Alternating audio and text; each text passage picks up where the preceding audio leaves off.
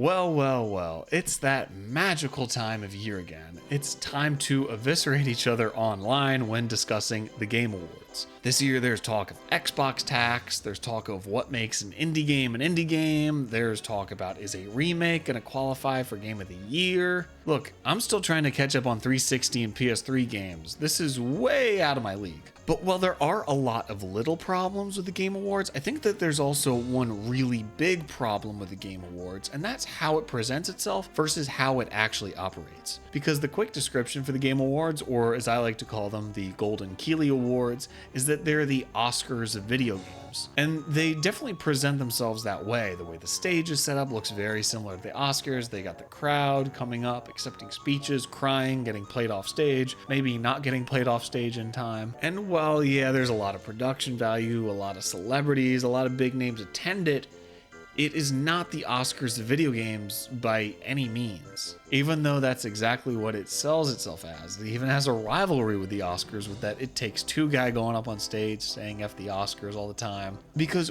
what the Oscars is very, very different from the Game Awards, in that the Oscars are voted on by people in the filmmaking industry, not journalists like with the Game Awards, because the Oscars are really the Academy Awards. And what is the Academy? Well, the Academy is just a collection of people working in the film and entertainment industry. That's why when you see someone come up on the stage to accept an award for, let's say, best sound editing, that person was voted to be the best sound editor by all the other sound editors working in the film industry.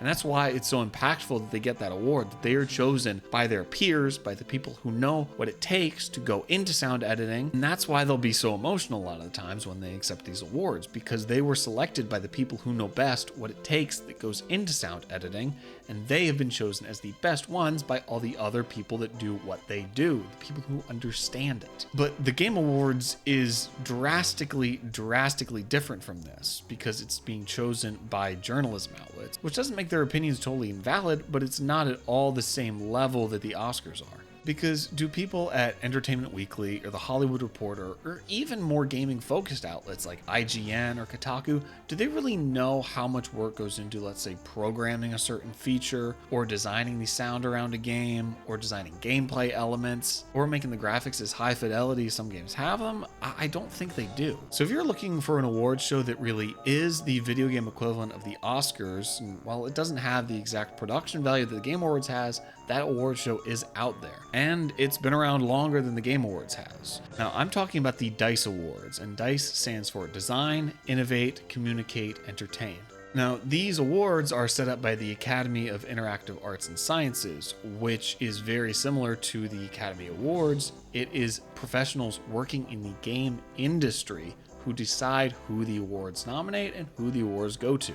And while there's certainly some overlap between what awards go to who with the Game Awards and the DICE Awards, a lot of the times the results can be pretty radically different. Because in my opinion, the people who make games are the ones who are best qualified to decide what the best games are, or what the best qualities of a certain game are. So I wanted to take some time and go through some of the winners of these awards over the last few years and talk about how the winners at the Game Awards and the DICE Awards were different. Boom! Jack has now turned into Glasses Jack because he needs to be able to read more clearly what's on his screen.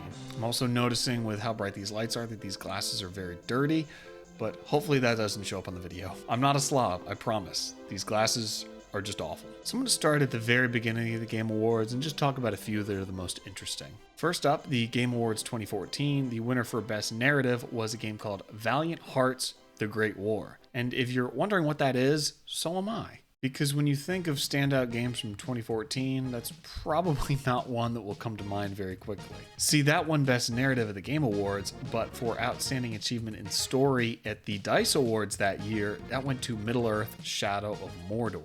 Now, I haven't played either of these games, so I can't pretend to be a big authority on them, but I can say I hear a lot of people talking about Shadow of Mordor a lot more than Valiant Hearts. And it definitely seems to have more of a longer lasting impact, so point one for the DICE Awards here.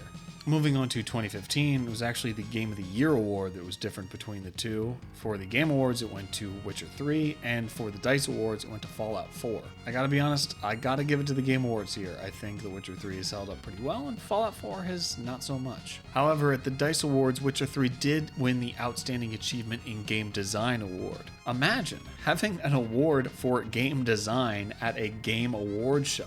Crazy, huh? In 2016, the Game of the Year awards for both award shows went to Overwatch, which frankly is an L on both ends. God, how far the mighty have fallen. Best Family Game of the Game Awards ended up going to Pokemon Go for some reason, and at the DICE Awards, it went to Ratchet and Clank. Now, while neither of these are great options, it certainly should not be Pokemon Go by any means. Moving on to 2017, the Best Action Game of the Award at the Game Awards went to Wolfenstein 2, while at the DICE Awards it went to PUBG. Clearly, 2017 was a light year for action games, but what I will say is that at least PUBG was doing something pretty new in that space and really inventing the Battle Royale genre. And Wolfenstein 2, it's an okay game, but it's not really that much above any other normal first-person shooter. And so deserving of Action Game of the Year award, I would not say it is. Skipping ahead to 2019, this is an interesting one because the Game of the Year at the Game Awards went to Sekiro, while at the DICE Awards it went to Untitled Goose Game. Now, these games are just so different in so many ways that it's really hard to say which one is better than the other, but I will say I can see why game developers might be more interested in Untitled Goose Game than they would over Sekiro. That's because Goose Game was very original, very unique, and Sekiro was another good entry in the Souls genre, but I don't really think it had the creative factor that Untitled Goose Game did. At the Game Awards, Best Music went to Death Stranding, but at the DICE Awards, that award went to Control. Now, I haven't played Control, so I don't really know too much about the music, but I will say I don't remember much of the music from Death Stranding at all, besides the licensed stuff, like the Low Roar songs. And while those were good and fitting, I don't know if that really justifies it to win this type of award. This year, Best Family Game of the Game Awards ended up going to Luigi's Mansion 3, while at the DICE Awards, it went to Mario Maker 2. And I think the award makes more sense to go to something like Mario Maker 2 because it can be more of a collaborative family thing versus Luigi's Mansion, which is largely a single-player game. Yes, there's a two-player mode, but really it's a single-player experience. At least with Mario Maker 2, you can have 4 people playing all together, and that is a family at the end of the day. 2020 had one of the biggest differences in terms of the actual Game of the Year award, because the Game Awards, it went to The Last of Us Part 2, which seems like a lot of people hated, and at the DICE Awards, it went to Hades, which seems like everyone loved. Now, I actually like The Last of Us Part 2 a lot more than most people, I think, but I can see why Hades might be more deserving of this title. Because I think Hades really perfects a lot of the things that it set out to do. While The Last of Us Part 2 has a lot more wrong with it, it's still a good game, but it drags on way too much. It overstays its welcome by quite a bit. And while I generally liked the story, I get why it wouldn't be for everyone, but I don't know if I necessarily see an indie game winning Game of the Year at the Game Awards anytime soon. I feel like it's just so massively overproduced that they just wouldn't let something like that happen. In 2021, the Best Family Game at the Game Awards went to It Takes Two, which also ended up winning Game of the Year at both award shows. But at the DICE Awards, Family Game of the Year was Ratchet & Clank Rift Apart, which I would have to agree with much more, because if you played It Takes Two, the narrative of that is not super geared towards kids at all. Even though it has a very playful aesthetic, the story is actually pretty dark in places, so I don't think I would necessarily recommend it for families all that much. And that takes us up to the most recent award shows for 2022. Now, the Independent Game Award at the Game Awards went to Stray, while Best Independent Game at the DICE Awards went to Tunic. Now, I've not played either of these games, but I will say that Tunic looks much more appealing to me, and if I was to play one right now, I would definitely choose it over Stray.